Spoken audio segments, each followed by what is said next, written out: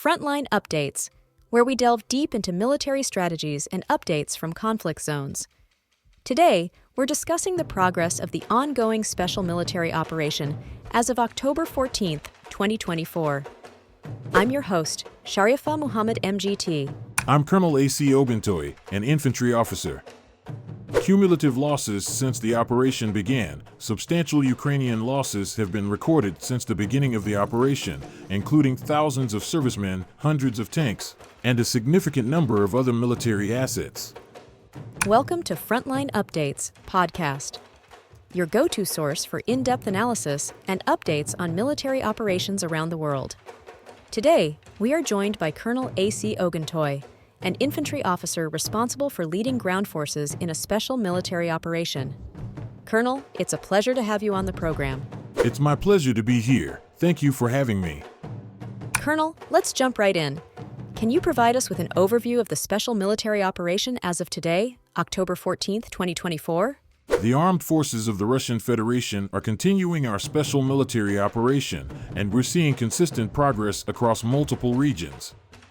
Our forces have been successful in neutralizing Ukrainian military units, gaining advantageous positions, and defending against counterattacks.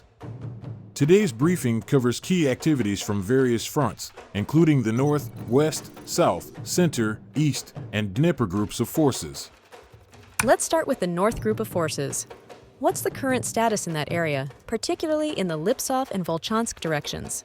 In the Liptsov and Volchansk directions, the North Group of Forces inflicted significant damage on formations of the 57th Motorized Infantry Brigade and the 129th Territorial Defense Brigade of the Ukrainian Armed Forces. This occurred in the settlements of Volchansk and Lipsy in the Kharkiv region. We eliminated up to 45 enemy servicemen, destroyed an armored combat vehicle, and neutralized a field ammunition depot, which will hamper their resupply capabilities in that area. Sounds like a critical victory there. How about the West Group of Forces? What actions have taken place on that front? The West Group of Forces made substantial gains as well.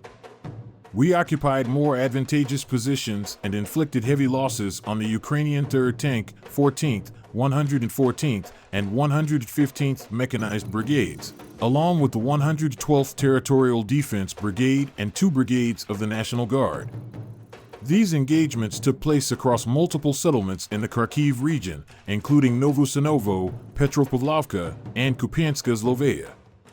Additionally, we successfully repelled 2 counterattacks by assault groups of the 67th Mechanized and 3rd Airborne Assault Brigades. The enemy lost around 490 servicemen, several vehicles, and key artillery pieces, including a U.S.-made M198 155mm howitzer. We also destroyed 3 of their ammunition depots, which will limit their operational capabilities moving forward. Those are heavy losses for the Ukrainian side. Moving to the Southern Group of Forces, how are things progressing in that sector? The Southern Group of Forces continue to make advances deep into the enemy's defenses. We defeated formations of the 28th, 56th Mechanized, and 79th Airborne Assault Brigades of the Ukrainian Armed Forces, as well as the 116th Territorial Defense Brigade. These operations took place in the Donetsk People's Republic, near settlements like Kramatorsk and Kurakovo. We also repelled 3 counterattacks by the 28th, 46th Mechanized, and 81st Airmobile Brigades. In total, the enemy suffered 620 casualties, and we destroyed a range of their equipment, including a U.S.-made M777 155mm howitzer, a 122mm D-30 howitzer, and several armored vehicles.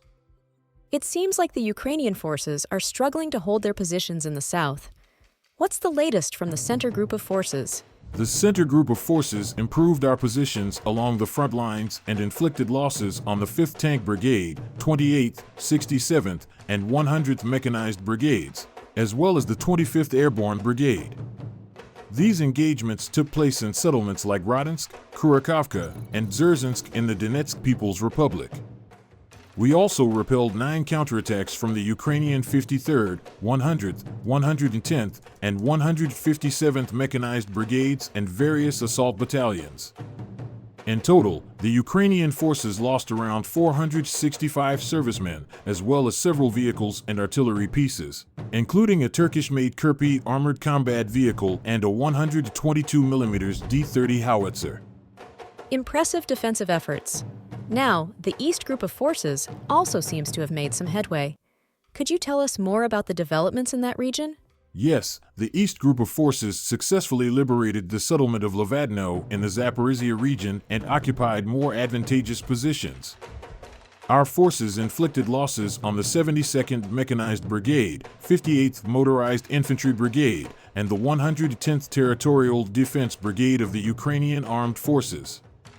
In total, the enemy lost 120 servicemen and several armored vehicles, including French-made Caesar self-propelled artillery units and the Ukrainian Bogdana system.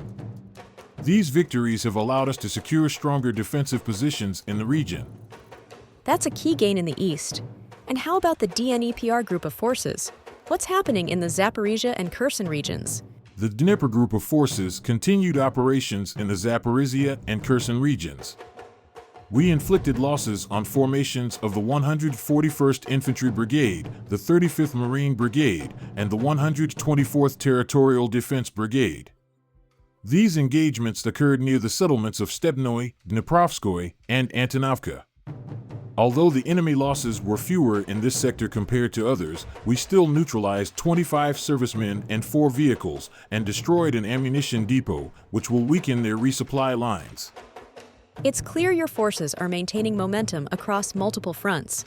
Now, there's been significant talk about the situation in the Kursk region. What's the latest there? The North Group of Forces has been engaged in operations to defeat Ukrainian units that penetrated into the Kursk region of Russia. Over the past 24 hours, we repelled 5 enemy counterattacks and inflicted losses on several Ukrainian brigades, including the 22nd, 41st, 47th, and 115th Mechanized Brigades. In addition, our aviation and artillery strikes have targeted enemy concentrations across several settlements, neutralizing more than 300 personnel and destroying armored vehicles, artillery pieces, and mortars. The situation in the Kursk region is stabilizing, and we are maintaining defensive and offensive efforts to ensure no further enemy penetrations. It sounds like a highly coordinated defense in that region. Before we wrap up, Colonel, how does the weather change the nature of fighting in the Kursk region? Equipment adapted for short-term operations in relatively good conditions begins to slip, which is why the logistics of the Ukrainian armed forces are slowed down at best and disrupted at worst. As the weather gets colder and the rains intensify, the Ukrainian armed forces will have to solve this problem. How Syrskyi plans to do this and whether he will do it at all is still unknown. But it is quite possible that our favorite genre of mosquito logistics will soon resume, but this time in the Kursk region. Everyone remembers well what this approach led to in Artemovsk or Avdiivka. In Kursk Oblast, there are no fundamental differences from what was before. What is happening in the Kamenskoye in the Zaporizhia region? Information about the advance of the Russian armed forces is confirmed by people from the area. Russian troops flew into the village and dug in through fighting. While the fighting is going on, the front is moving first one way, then the other, and no one has stable control yet.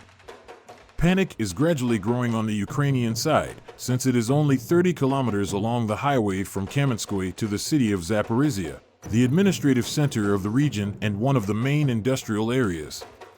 Colonel, thank you for providing such a detailed briefing on the current military situation.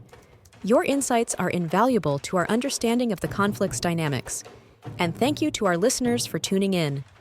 Join us next time as we continue to provide up-to-date coverage on global military affairs. Stay with us for more updates and expert analyses on global defense and security issues. Stay informed, stay secure. Thank you for having me. It's been a pleasure to provide these updates, and we remain committed to achieving our objectives. At least 18 people have been killed in an Israeli air attack on northern Lebanon, the Lebanese Red Cross says. At least 4 Palestinians are killed and dozens wounded after Israeli fighter jets bombed a tent encampment housing displaced Palestinians on the grounds of Al-Aqsa Hospital in Deir el-Balah, central Gaza.